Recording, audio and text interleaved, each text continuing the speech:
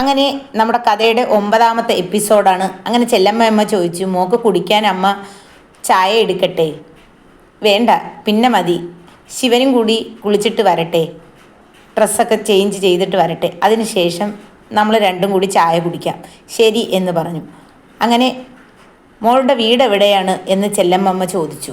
എൻ്റെ സ്ഥലം കുറച്ച് ദൂരെയാണ്, തേരൂർ എന്ന് പറയുന്ന സ്ഥലത്താണ്. നിങ്ങൾ ആരൊക്കെയുണ്ട്? അച്ഛനും അമ്മയും ഞാനും മാത്രമേ ഉള്ളൂ. അവർക്ക് ഒരു മോളാണല്ലേ? അമ്മയ്ക്കും അച്ഛനും നല്ല വിഷമമായി കാണും. അച്ഛനും അമ്മയ്ക്കും നല്ല വിഷമമായിട്ടുണ്ട്. അവിടെ എന്ത് പ്രശ്നം ആണെന്ന് അറിയില്ല. ഇനി എന്താവുമോ എന്തോ. അച്ഛനും അമ്മയും കുറച്ച് നാൾ കഴിയുമ്പോൾ ക്ഷമിക്കുമെന്ന് ചെല്ലമ്മ പറഞ്ഞു. അറിയില്ല, അച്ഛൻ ഇത്തിരി പിടിവാശിക്കാരനാണ്. അതുകൊണ്ട് അമ്മയ്ക്കാണെങ്കിൽ കുഴപ്പമില്ല, അമ്മ പാവമാണ്. എന്നാലും അച്ഛനും പാവമാണ്, അച്ഛന് ഇത്തിരി ദേഷ്യമുണ്ടെന്നേ ഉള്ളൂ എന്ന് സതി ചെല്ലമ്മയോട് പറഞ്ഞു. അപ്പോഴത്തേക്കും ചായയ്ക്ക് ചെല്ലമ്മ വെള്ളം വെച്ചു. അപ്പോഴത്തേക്ക് ശിവൻ കുളിച്ച് ഫ്രഷായിട്ട് താഴെ ഇറങ്ങി വന്നു. എന്തുവാ രണ്ടുപേരും കൂടി കഥ പറയുന്നത്? ഞാൻ ചോദിക്കുമായിരുന്നു കുഞ്ഞെ, മോളുടെ വീട്ടിൽ ആരൊക്കെ ഉണ്ടെന്ന്. പറഞ്ഞോ? ഓ പറഞ്ഞു. മോനെ ചായ എടുക്കട്ടെ? ഓ ചായ എടുക്കൂ. അങ്ങനെ ചെല്ലമ്മ രണ്ടുപേർക്കും കൂടി ചായ ഒഴിച്ച് കൊടുത്തു. അവർ രണ്ടുപേരും കൂടി അവിടെ ടീപ്പയുടെ പുറത്ത് പോയിരുന്ന് ചായ കുടിച്ചു. സതിക്ക് വീടൊക്കെ ഇഷ്ടപ്പെട്ടോ എന്ന് ശിവൻ ചോദിച്ചു. എനിക്ക് വീടൊക്കെ ഇഷ്ടപ്പെട്ടു എന്ന് പറഞ്ഞു സതി. ശിവൻ ചോദിച്ചു, മുഖത്തെന്താ ഒരു വല്ലാത്ത വിഷമം? അല്ല ചെല്ലമ്മ എൻ്റെ അടുത്ത് നിങ്ങൾ ആരൊക്കെ ഉണ്ടെന്ന് ചോദിച്ചപ്പോൾ ഞാൻ അച്ഛനും അമ്മയും ഓർത്തു. അവിടെ ഇനി എന്തരാണെന്ന് അറിയില്ല, അതുകൊണ്ടൊരു വിഷമം. വിഷമിക്കേണ്ട സതി, അച്ഛൻ അമ്മയും കുറച്ച് കഴിയുമ്പോൾ പൊറുക്കും. അവർ നമ്മളോട് ക്ഷമിക്കും. അപ്പോൾ നമുക്ക് അവിടെ പോവാം. നീ വിഷമിക്കാതിരി. നീ വിഷമിച്ചാൽ എനിക്കും വിഷമം വരും കേട്ടോ എന്ന് പറഞ്ഞു. സതി പറഞ്ഞു, ഇല്ല, ഞാൻ വിഷമിക്കുന്നില്ല ശിവ.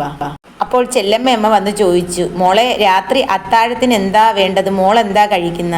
എനിക്ക് എന്തായാലും മതി. ഇവിടെ എന്തരാണ് അത്താഴത്തിന്? അത് മതി.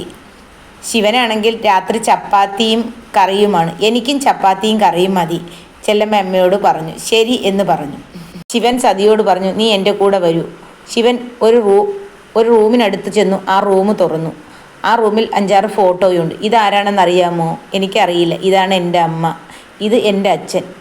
എൻ്റെ അച്ഛനും അമ്മയും ഒരു അപകടത്തിൽപ്പെട്ടാണ് മരിച്ചു. ഇതെൻ്റെ സഹോദരിയാണ്. എൻ്റെ സഹോദരി കല്യാണം കഴിച്ച് ദൂരെയാണ്. അവൾ മദ്രാസിലാണ് താമസിക്കുന്നത്. അവൾക്ക് 2 കുഞ്ഞുങ്ങളുമുണ്ട്. ഭർത്താവിന് അവിടെയാണ് ജോലി, അവൾക്കും അവിടെയാണ് ജോലി. അവൾ സന്തോഷമായിട്ട് ജീവിക്കുന്നു. ഞാൻ നിന്നെ കല്യാണം കഴിച്ച കാര്യം അവളോട് പറഞ്ഞു. അവൾക്ക് ലീവ് കിട്ടിയില്ല. അവൾ വരും നിന്നെ കാണാൻ, വിളിക്കാമെന്ന് പറഞ്ഞു. അപ്പോഴത്തേക്ക് ശിവൻ്റെ ഫോൺ ബെല്ലടിക്കുന്നു. അങ്ങനെ ശിവൻ ഫോൺ എടുത്തു. ആ, എൻ്റെ പെങ്ങളാണല്ലോ വിളിക്കുന്നത് എന്ന് പറഞ്ഞു. ഹലോ, അവിടെ നിന്നും എങ്ങനെയുണ്ട്, കല്യാണമൊക്കെ കഴിഞ്ഞോ എന്ന് ചോദിച്ച്. കല്യാണമൊക്കെ കഴിഞ്ഞു. എന്തായാലും എനിക്ക് ലീവ് കിട്ടിയില്ല, നിൻ്റെ കല്യാണത്തിന് വരാൻ പറ്റിയില്ല. എന്തായാലും സ്കൂൾ അടയ്ക്കട്ടെ കുഞ്ഞുങ്ങളുടെ, അപ്പോഴത്തേക്ക് ഞാൻ വരാം കുഞ്ഞുങ്ങളുമായിട്ട്. എന്തായാലും നിൻ്റെ പെണ്ണിൻ്റെ കയ്യിൽ ഫോൺ കൊടുക്കൂ എന്ന് പറഞ്ഞു. അപ്പോൾ ശിവൻ സതിയുടെ കയ്യിൽ ഫോൺ കൊടുത്ത്. ആരാ എന്ന് സതി ചോദിച്ചു. എന്നെ അറിയില്ലേ? ഇല്ല. ശിവൻ എന്നെപ്പറ്റി പറഞ്ഞില്ലേ? ഇല്ല, ഞാൻ ശിവൻ്റെ പെങ്ങളാണ്. യോ, അതിപ്പോൾ ശിവൻ പറഞ്ഞതേ ഉള്ളൂ, ഫോട്ടോ കാണിച്ചതേ ഉള്ളൂ. ചേച്ചിക്ക് സുഖമാണോ? എനിക്ക് സുഖം തന്നെ. നിങ്ങളുടെ കല്യാണത്തിന് എനിക്ക് വരാൻ പറ്റിയില്ല കേട്ടോ, ലീവ് കിട്ടിയില്ല.